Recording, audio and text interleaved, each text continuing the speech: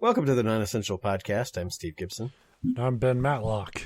And tonight, yes, you are, on a harrowing episode of the Non-Essential Podcast. Steve, put the fucking gun down. I can't even think of it. I'm way too fucking tired to improv. I wish I could. That was great. So help me fucking God, I'll shoot her. I just shoot the hostage. We already freed the hostage. Shoot her anyway. I had the idea earlier that, like, what if this was just like one of those generic NBC dramas? Yeah. So we're fucking losing him. I bet they don't say fuck on the NBC, so we win. No. We're the better show. Oh my God, Tonight I just realized. On Non-Essential NYPD Chicago. The killer is the one New of York us. Police Department of Chicago. Yeah. Well, I mean, they're all pretty much the same, right? NYPD MD. That would be interesting. I'm going to pitch a show that's like NYPD International. And people would be like, what? Yeah. They'd probably fucking buy it. They'd be like, this is great. We can send... United States Secret Service Europe. That's when they're just like out of those fucking, I mean, they're already out of those NCIS and CSI shows and shit, but they won't admit it. I get so confused, like, because the few times I'm actually watching like commercials between shows, and they'll be like, on the next 911, and then the very next commercial will be like, on the next firefighting, and then the next one's on the next first responders. It's like, those are the same thing. Like, you're just using different words for the same term. It's funny because they'll advertise like I don't know what station, but it's like Chicago Fire, Chicago MD, Chicago PD, and you're like, I'm in fucking Washington. I don't care about Chicago people. Well, that's true. But like they clump it all together, so that is 3 hours of the same show. Chicago, because they all clump together. And then they do crossovers. It's the doctor shows up on the fucking cop show to be like, he got shot. And it's like, thanks, doctor. That's not an exit wound. It's an entry wound. Yeah. Duh. What I want is a CSI Chicago where they investigate who the fuck eats Chicago-style pizza. I do. Like the deep dish. What's wrong with you? It's pizza soup. It's fine. Yeah. And fucking that's... Like, I'm not saying it's the best pizza, but it is the same ingredients of pizza put together differently. Like, you could put that shit in a blender and I'll still suck it down. Yeah, but I mean, it's true. It's not that I won't eat it, but it's like, who came up with that? It's like, okay, you're supposed to use 1 pound of dough. What if I use 13 pounds? And then they're like, okay, now a ladle full of sauce. It's like, I'm just dumping the whole fucking pot in here. Like, it was the world's laziest chef. Like, you're just like, I don't want to fucking measure anything. Yeah, I want a pizza I can swim in. Now, as much as I'll give Chicago-style pizza shit, Chicago-style hot dogs are the bomb. What's different to their hot dogs? It's just really like the name for a certain like set of toppings, and I'll probably get this wrong because I'm from Ohio. It's so like anything else, Chicago like dogs, a real Chicago, like a local will be like, that's not a real Chicago hot dog. Like that shit happens in Philly all the time. Where they're like, oh god, Philly's like, I can't believe they're not in a constant that's civil not a war real, over the cheesesteak. Yeah, well they are. Yeah, well, talk to any like Philly local, they'll give you a different, like, perfect cheesesteak. I'm assuming that's why the violence is so high in Philadelphia, is because when you randomly bump into somebody and bring it up, if you two both have different ideas on it's like a blood feud at that point. So what's on a hot dog from Chicago? I'll tell you if it's actually unique enough that they can take credit for it. It's mustard, a pickle spear, sport peppers, which are those little yellow, hot peppers. Okay. Tomato like wedges, and celery salts. That's the version I do anyway. That's a very veggie intense hot dog. I don't know how I feel about that. But it's really good because it balances out it's very acidic with the peppers and the I'm sure it's fine, pickle. But like a hot dog to me, I cheat because my preferred hot dog is a chili dog because I just double down on everything that's wrong with what you're doing. You know? See, I do this thing. My dad, I forget what they called it, and growing up in Cleveland, but I've seen it everywhere. But it's a chili dog. It's got chili on top, mustard, and coleslaw, and it's fucking awesome. I'm sure that's like my go-to is just like chili cheese and like diced red onion. Yeah, that works too. That's awesome too. Yeah. Really, it's hard to fuck up a hot dog. Yeah, well, I think that's until true. you get. Yeah, I've seen some places get way too like they're like, oh, it's got. There was one place that was know. fucking insane. Like they would give you a hot dog, but they had to serve it in like a fucking sub roll because like they put like chips in it and shit and eggs. And... Yeah, and I'm not gonna lie, fucking delicious. One of the best restaurants I've ever been to. But I'm very narrow-minded when it comes to food because there's a certain point you have to cease calling it a hot dog. Just like I'm very anti these like burgers that are literally like 2 feet tall that you can't possibly just pick up and eat. You have to like cut pieces off. At that point, it's not a hamburger anymore. It's just... I don't like, to me, a burger needs to be, I need to be able to like hold that shit to eat it, you know? Right. And I'm not saying that you're wrong if you want to eat one, but I'm just saying you can no longer call it a burger. It's a ham pile-ish stuff. I have no problem with you handing me a knife, expecting me to cut it. But if I have to cut it, well, you just lost your tip. No. Plus, what I'm going to do is impale it with a knife and eat it off of it like a kebab. Yeah. I'm kidding, folks. Always tip. Always tip. Even if it's bad, tip. Because that means they need I think it there's more probably than ever. been... Yeah, I don't know. I think there's been 3 times in my life where we didn't tip, where we left a really, really low tip because it was just, and it was 100% the server. Because never ever take out like, oh, my food was wrong. It's like your fucking server didn't cook it. Yeah. Like, so I don't do that. So I think in my whole life, there's 3 times I didn't tip, and my like standard tip's like 20 to 25%. So yeah, I know. I'm just saying I'm a saint, and everybody should congratulate me. Well, a saint would tip anyway. Even if you got bad service, because they would understand, they would empathize. That, I'm saintish. That person's having a bad day and really needs someone, a real saint, looking out for him. A saint like Ben Matlock. Ben Matlock, always Chicago Saint. Chicago Tipper, yeah, that's it's Chicago Saint, yeah. Chicago Saint sounds too cool. I like Chicago where's Tipper. The church dramas? Like, well, that's all just about molesting kids. Like they can't do that. Okay. Yeah, it's like, we gotta save this dude's soul. Quick! He's fading. Yeah, that would be kind of... that 1-800-Jesus Buddies or whoever that was advertising at the Super Bowl, they should go to that route. Just make a... Put the gun down and make your peace with God. Boom, boom. All right. So anyway, on this show, I already warned you off air that my topic was long, so I don't know why we're fucking around. Because you have to talk for it. Like, I don't have to on do like shit. 3 hours of sleep too. Like, this is going to be fun. Yeah. But... So I'm good. Like, on this show we tell stories. We never said that, but we should say that every episode. We should probably start with that, but we're weeding out the week. I pitch bad fucking TV ideas.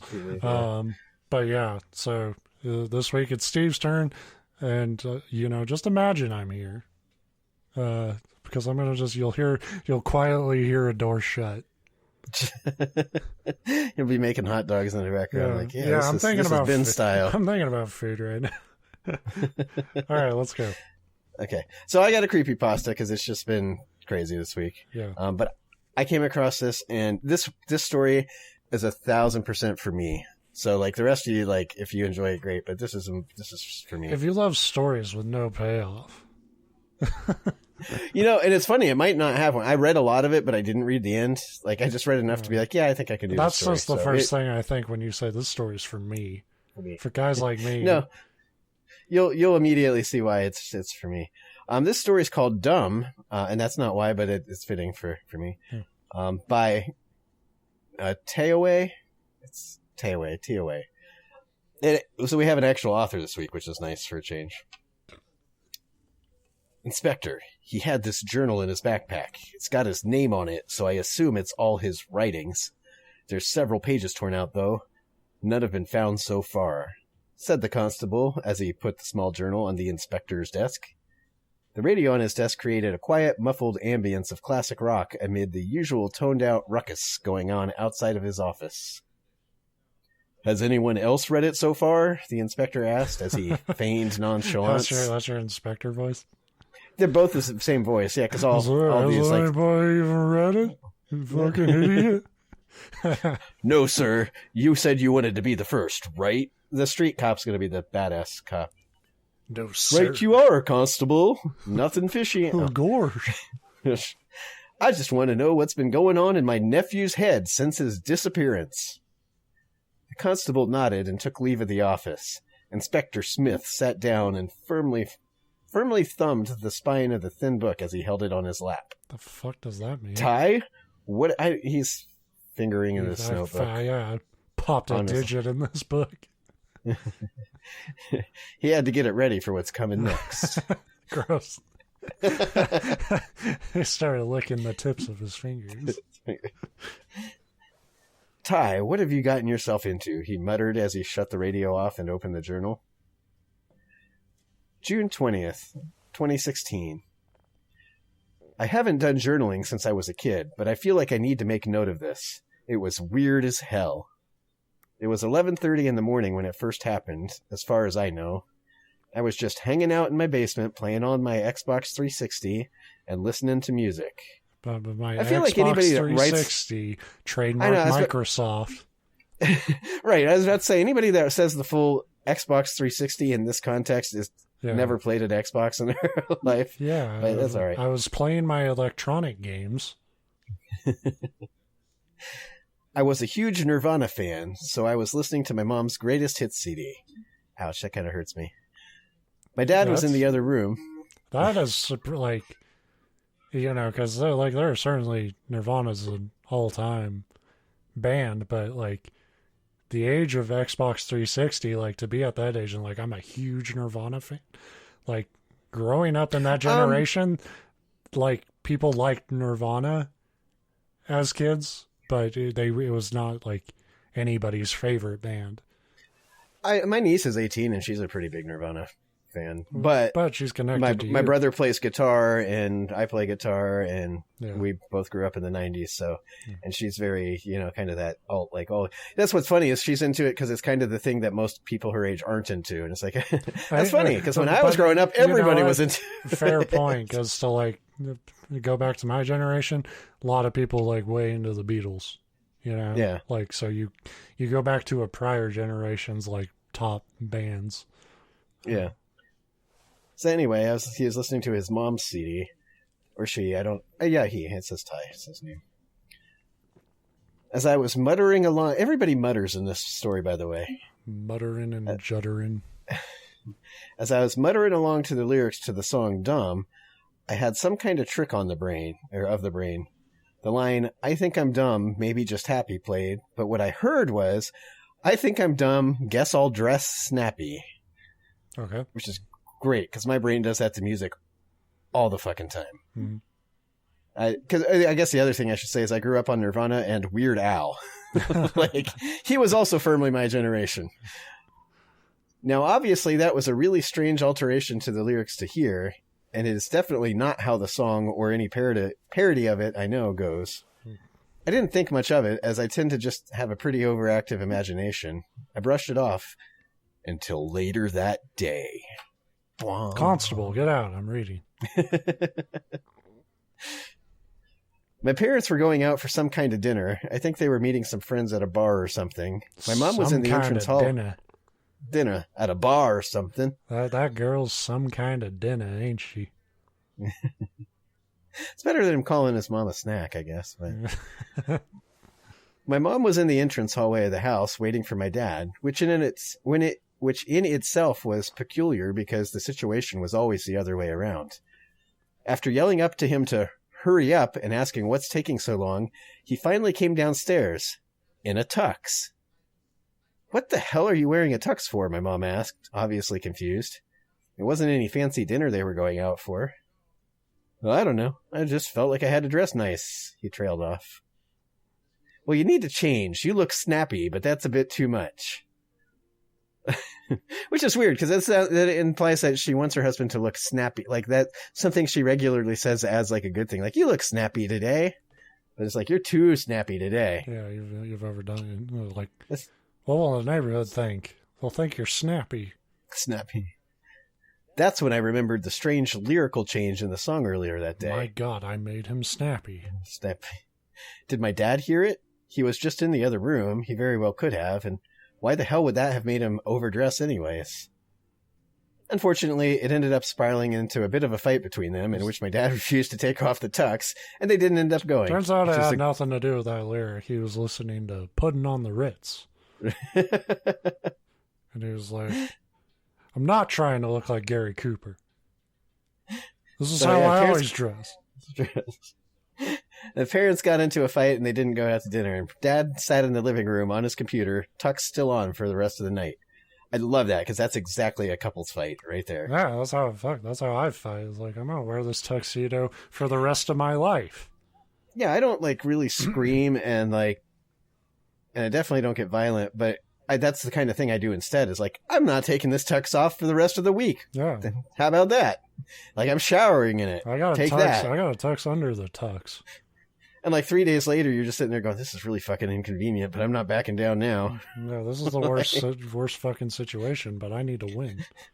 I wish I wasn't a beekeeper. This sucks. I thought about that song all night. I decided to listen to the song again. Nothing strange, no changed lyrics, no hidden obscure words of prophecy. Still, I knew something was amiss. That situation yesterday was just too far-fetched for me to shrug off. It was too cool. It's capitalized, so that's why I had to say it like that. I invited my friend Alan over. He was a bit of a weird dude, but we shared a lot of interests. We were pretty close, as we played some video games, secretively smoked a bit of weed, and listened to music in my basement. It happened again. I think I'm dumb, but I feel crappy. The same part of the same song, dumb. A chill ran down my spine. I turned to Alan and asked if he heard the weird change. What do you mean? I don't really know all the words to the song well enough to know if it was wrong, he shrugged. Which again hurts me, like, well, I don't know. I don't really listen to that shit, honestly. Right. I mean, there's plenty of people my age that wouldn't know the lyrics to Dumb, because everybody knew who Nirvana was, but not everybody, like... No, I mean, that was the whole Weird Al's whole parody of them. Like, yeah. I can't figure any lyrics out. Yeah. The story behind that's pretty cool, but it's not the time or the place for it. So, and it's not really that cool. It's like a one-line anecdote. But fuck it, I'm reading the story. I started the song over and made him sit intently with me, focusing on the words. I pointed out, I think I'm dumb, maybe just happy. He nodded silently. We finished listening to the song. There was no change. I didn't hear it, man, he muttered. Obviously dubious. Maybe you're just stoned. Nah, dude. Oh. I definitely heard it. It was wrong. Something about it was kind of creepy, too. I protested, mutteredly. He shrugged, raised his eyebrows, and frowned before going back to playing Fable 2. About half an hour later, After I couldn't the stop fifth thinking... dog condom digged up. I couldn't stop thinking about it. I decided I'd tell him about the weird tux thing with my dad from last night. It's not the first time this weird lyric change has happened, man. Last night. I was cut off mid-sentence. Alan immediately turned green and ran to the bathroom. He started puking like crazy in the toilet, and I really mean puking. He was almost screaming through the upchuck. Which I love, because like I get like violent throw up, but I like the mental image of screaming through it, like upchuck. Whatever. Yeah. I guess I've been there though. Yeah, I've been there. Totally. If I my throw goal, up, I'm gonna put everything I have into it. Yeah, that's the thing. It's like my goal when I'm puking is to be quiet about it, because I don't know. It's this weird thing. It's like I don't necessarily want everybody in the house to know I'm puking, but at the same time, I'm also not going to hold back because I want it to fuck out. Yeah, I can't. I can't really control the volume on it, so yeah, no, I don't try. I ran to the bathroom, standing behind him, asking the typically unhelpful, "Are you okay, man?" Yeah, that's also a truism. Yeah, this story is kind of funny because there's parts of it I think are like just goofy, but then it hits it really nails a lot of what would actually happen. Because like I've been on both ends of it. Like you want to be there for somebody when they're sick, and like but there's nothing you can. It's do. nice that people care about you when you are. But I remember like when I got sick on Christmas break, like literally the only thing I could get out, like I'm being asked questions and shit, and all I could say between vomiting was like, I just can't focus. and that's what I meant there was, please stop asking me questions. Yeah. I need to get through this. To which normally anybody would reply dismissively with, I'm fine, or yeah, but what struck me as odd was his wording. I just feel crappy. Dude, it's the song! That's what the lyrics said, I admonished. Admonished, I think, is a wrong verb, but that's like yelling at him. Like, oh, well, that could be true. Yeah. In which case, what a dick friend. Like, I warned you, man. I fucking told you. I fucking told you. Shut up, man. It's not funny anymore, he said as he attempted to sit upright. Alan was fine about 15 minutes later, kept saying he still felt crappy, but wasn't puking at all. He got pretty frustrated with me when I pressed the whole dumb thing and left pretty abruptly. It's as if he just refused to hear any more about it. June 29th, 2016. I think I'm dumb. I'll just burn something. That's what the song said the last time I willingly listened to it. It didn't even rhyme anymore. I mean, it kind of fits. Yeah. I was in the car with my girlfriend, Dana, when it played. I immediately stopped the car, which was the first mistake, and started trying to get her to admit she heard it. Stop yelling, I heard it, geez, she conceded. I told her all about it, but she just shrugged it off like everyone else. The lyrics were wrong, they didn't even sound like maybe just happy. What do you mean, she stared at me, genuinely confused. It was your voice, you recorded your own version of the song. My heart froze, things just seemed so abstract. I gazed back at her, or rather through her. The lyrics were the original ones, though, from what I heard. Is this one of your parody songs or something? She continued. No, something's really wrong here, I muttered again. Maybe that's why nobody's listening to him, because they all just like... Yeah, Whatever, I'll be right back. Gotta go do something, she said as she grabbed my lighter from the compartment. She was already out of the car, shutting the door behind her when it hit me, what the lyrics said. I burst out of the car, muttering looking for Dana, but I didn't see where she went. She moved unnaturally fast. I looked around, but was unfamiliar with the area. It was quiet. It was a quiet residential neighborhood, kind of suburban.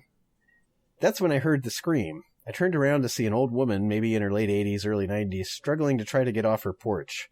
She was blocked by a railing in front of her, and a sizable fire towards the door and steps down the driveway. I immediately knew how the fire started, but I had no idea how it got so big so fast. As I ran to help the elderly woman get over the railing, I saw Dana pouring the remnants of a jerry can on the steps of the porch and the sides of the house. I'll never forget the absolutely blank look on her face. As I regained focus and finished helping the old lady down from the railing, I could hear the sirens in the distance. Dana was taken away by the cops. She told them... So that part also makes sense. That is what would really happen. She told them she didn't know why she started the fire, but she felt that she had to. My uncle reached out to me about the song. Right.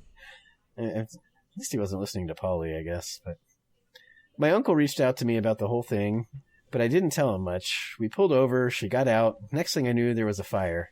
How could I tell him about the song? No one would listen. No one would care, let alone believe it. Just stop listening to the fucking song. Right. Well, that's where he's going next. I destroyed the CD when I got home.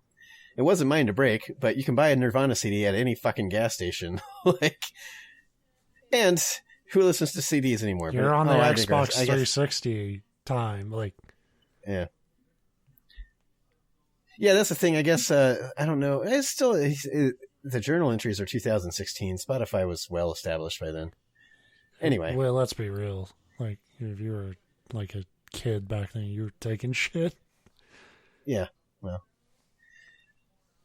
It wasn't mine to break, but I couldn't risk anyone else being affected by it. July 15th, 2016. I'd almost moved past the stupid shit with the song. I thought I was free. It had been over half a month since I last heard the song. I like that's the time period, too. It's like, it's been 2 weeks since that crazy shit happened. It's got to be done. Supernatural shit ages like milk. Yeah, if it doesn't happen 2 days in a row, you're in the clear. That is, until I heard it on the radio at work. It started playing in the kitchen. After hearing the intro I heard so many hundreds of times without issue, I raced over to change the station. Dude, what the hell? I thought you liked Nirvana, the dishwasher yelled from the other side of the kitchen. You son of a bitch. You're a poser. I successfully changed the station away, averting the song. Sort of. It started playing on the next station, and the one after that. Even the classical station was playing it. It's because it's a bomb song. I mean... It's because Buddy Holly wrote it originally. Right. And the Meat Puppets or somebody. I don't know. I kept trying to shut off the radio, but it wouldn't stop. I ran to the outlet it was plugged into before the chef stepped in front of me. What the hell are you doing? Change that station and I'll fucking kill you with my bare hands. I don't go in front and fuck with your radio. Don't touch it again, he leered at me, seriously. I wonder how many, non-serious leers there's ever been in human history. They're only going to play it in another hour. If you turn it off, I'll never hear it again. Yeah, that's the god-awful truth about any radio, is even the stations that play what you like only play 8 songs. Yeah, they have 8 songs at most any given time. Right. Because they don't want to pay for the royalties to more than that. So they'll play them for a year, and then they'll maybe rotate one out. I tried to push past him, but he pushed me to the floor. Man, this guy really loves his fucking radio. Yeah. As I stood up, I heard it. Just as Dana said it. It was my voice singing the song. Dude, is that you? That's sick. Why were you so embarrassed? You're on the radio, man, the dishwasher yelled from the pit. You don't understand. It's not... I was left speechless as I heard the changed verse. I think I'm dumb. I'll put my hand in hot oil. Oh, shit. Yeah. You're writing the story. You should have put dick in hot oil. Just go for it. Whatever. Before I could react, the chef had already stuffed his right hand deep into the bubbling oil. It hissed loudly and gurgled ferociously as the moisture from his hand, then eventually his flesh, evaporated and rushed to the surface. He made no reaction, because he's a badass. We already established that. Yeah, what did the song say, and don't feel it? Well, right. I feel like it'd still be like, oh my God. The dishwasher started to push past me placidly, eager to crisp up his own hand. As I held him back, I smelled the most awful smell. The chef removed his hand, horribly blistered, and bubbling flesh dripped still with oil. The finer areas of his fingers and webbing between them were reminiscent of pork rinds. Yeah. The stench of his seared flesh mixed with the fryer oil, and somebody in the dining area said, "Wow, that smells good. I'll take one of those." Yeah. I stood there, holding back the dishwasher in a daze. A few moments later, the song ended. The dishwasher stopped trying to wiggle free in my grasp, and the chef began to scream bloody murder. As predicted, when I looked online at the classical playlist station, there was no indication that they ever played Nirvana. I don't know why this keeps happening to me, but I don't want to live like this. I just start writing my own, be like, I think I'm dumb, win $1 million. Yeah. Just roll with it, man. After the incident at the restaurant, I decided that I needed to get as far away from any source of music as possible. I don't know why this started happening or how I'm the only one who seemed to notice it, but I don't want to hurt anyone else. I packed my backpack with some water, the journal, and a ton of earplugs. I like that there's no food in there. There's just water. Well, to be fair, this doesn't seem like it's on him. Well, no. But it seems like he's the key, so I get, the trying to, run away from it. Although, I don't know, I'm an idiot maybe. I wouldn't put 2 and 2 together. Be like, the song's going to play regardless of if I'm here or not. That's how I'd feel about it. Yeah. Might as well collect the royalties. Right. Maybe if I can't hear it, it won't affect people. Either way, I don't want to risk exposing anyone else. I headed up to my family's cottage. I needed to take the bus. I hoped that between the earplugs and the short time frame, I'd not hear the song again. Unfortunately, I had fooled myself. There was little enough I could do to escape from the song. It always seemed to find a way. Because I kept humming it like a moron. Yeah. I mean, that's the other thing that would happen to me, because songs get stuck in my head so fucking easily. Probably shouldn't have put only one song on my iPod. The playlist is on shuffle. Well, if it's only one song. We were maybe a half hour outside of the closest town to the cottage when someone on the bus dropped their headphones. I heard nothing with the earplugs on. I just stared at the spot on the floor where the headphones laid. The owner of them was staring too, not picking them up. That's when I heard it again, like it was playing directly into my head. I'm not like them, but I can pretend. I knew the intro all too well. We've established that. I was filled with dread immediately. I knew I had about 10 seconds before the verse would happen. I ripped the useless earbuds out of my ear and started, headbanging. You just need to, get another catchy Nightmare song in your head. So right. Karma Chameleon. Yeah. I was thinking, he's like, so I turned on Drowning Pool. Yeah. Oh, fuck. That's exactly my play if this ever happens to me. You come and go. You come. And then people would be killing themselves, people, but for a different reason. And out. Yeah. I ripped the useless earbuds out and stormed to the front of the bus and demanded the bus driver stop and let me off. I only stop at registered stops and stations, kid. Sit down, he casually muttered. I'm a big boy bus driver. I only do the right thing. I wish I realized that sooner. I'm trying to do the voices, but they all... literally, he casually muttered, so... Oh, stop the station. Sit down. I liked your boisterous version. Yeah, it's way better. But my name's Dan Bear. So far, I really like this story, but we need to get this person a fucking thesaurus for the different verbs for speaking, because there's way many more verbs you can use for somebody saying stuff. Anyway, maybe he's doing this on purpose, or she. I don't know the gender of the writer. As if he'd used the line hundreds of times. The day is done, but I'm having fun. Let me off the goddamn bus, I screamed at the driver. He hit the brakes, and we all halted, but I flew through the windshield. Oh, it's too late, I heard it. I think I'm dumb, maybe just happy. What? The lyrics were normal. Could it have all been in my head? Or rather, did whatever this curse was finally lift? Well, get off then, the bus driver snorted at me, and he was happy that I got off the fucking bus, because I'm a weirdo. I stood there with the door open to my back. I considered getting off and simply going back home. I looked down the aisle to see the guy lean down, pick up his headphones. He stared at the audio output for one of his ears, vapidly. Sorry, I muttered as I walked back to the steps. The song was still playing on the headphones in the background, but strangely, it stopped feeling like it was playing in my head. Suddenly, as the driver shook his head and began to accelerate, from every phone and every audio device, including the bus radio, it blasted louder than ever. I think I'm dumb. I'll take you all with me. The driver continued accelerating as I ran up to the front of the bus. Stop the bus, I yelled again. This time, no answer. He had that blank stare. I almost fell through the bus doors as he hit a sharp turn down a small country road not built for buses. I knew this wasn't the bus route. Good job, Sherlock.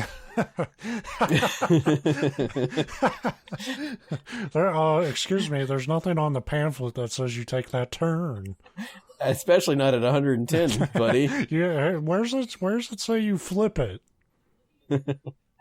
I didn't know exactly where we were going, but I knew it couldn't be anything less than fatal.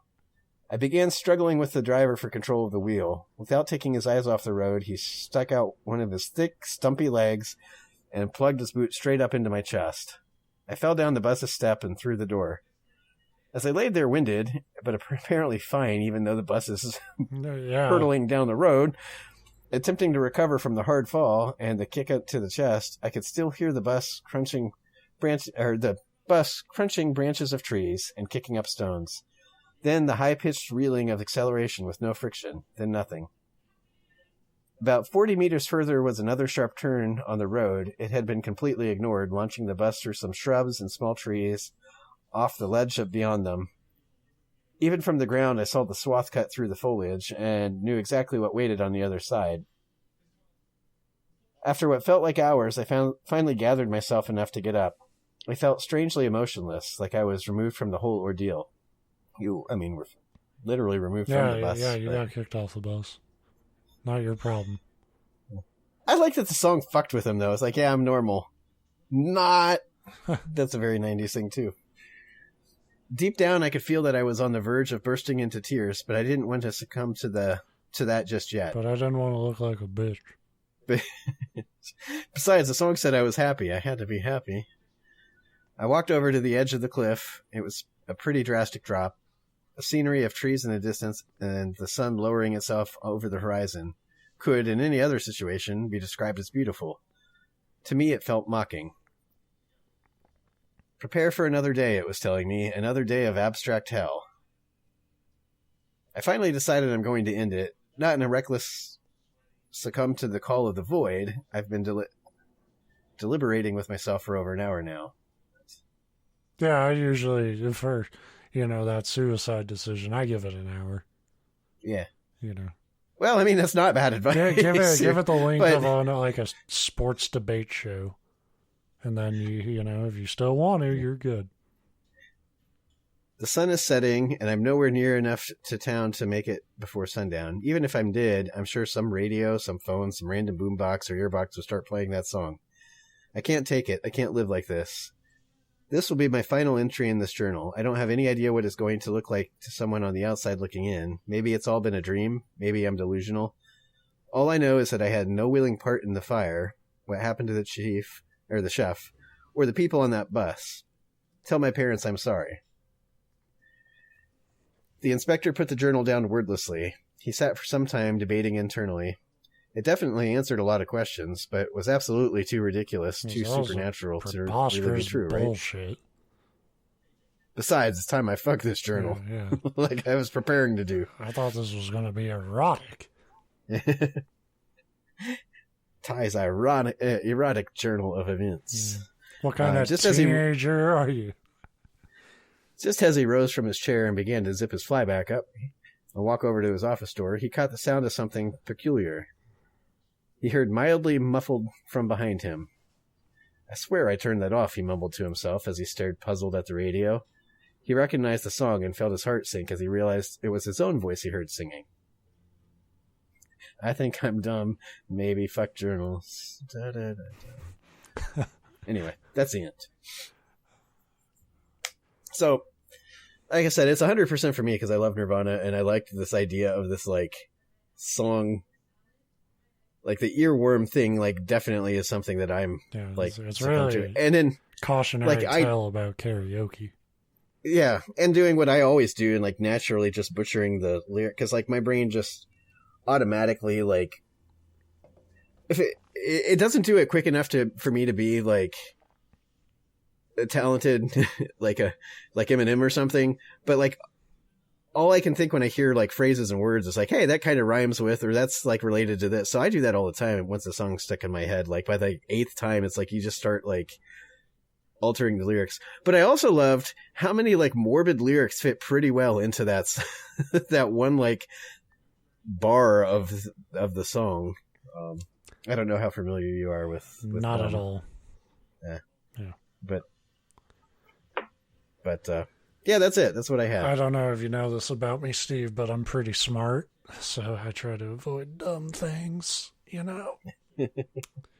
While you were listening to that, well, yeah, I know that's not fucking true because you've been doing a show with me for like 12 years, so... touche. You can clearly jump headfirst into dumb things, but yeah. Touche, as they say. Now I will grab my guitar and play for you all a rendition of Dumb. That's the show. Goodbye. Now, fortunately for all of you, that's one Nirvana song I don't know how to play. Yeah. Here are 15 others. I know a lot of Nirvana because if you know anything about guitar, their songs tend to be pretty simple. So if you're learning an instrument, now they have some that are a little trickier, but they're a good place to start. This has been Steve's Music Tips. Yes. So for those of you who want to learn guitar, steal their shit.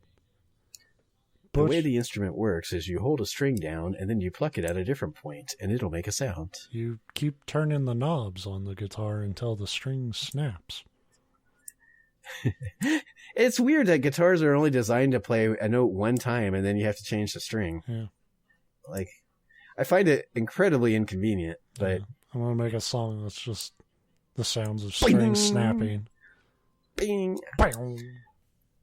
I've been playing guitar for like probably 15 years, and the thought of like the string snapping still terrifying. I mean, it happens all the time. Well, not all the time, but like, because there's always those stories where it's like it's a pretty rare thing. But if you know anything about guitar strings, if you've ever been around them, when they snap, the ends are like fucking needles. Like they're sharp as shit.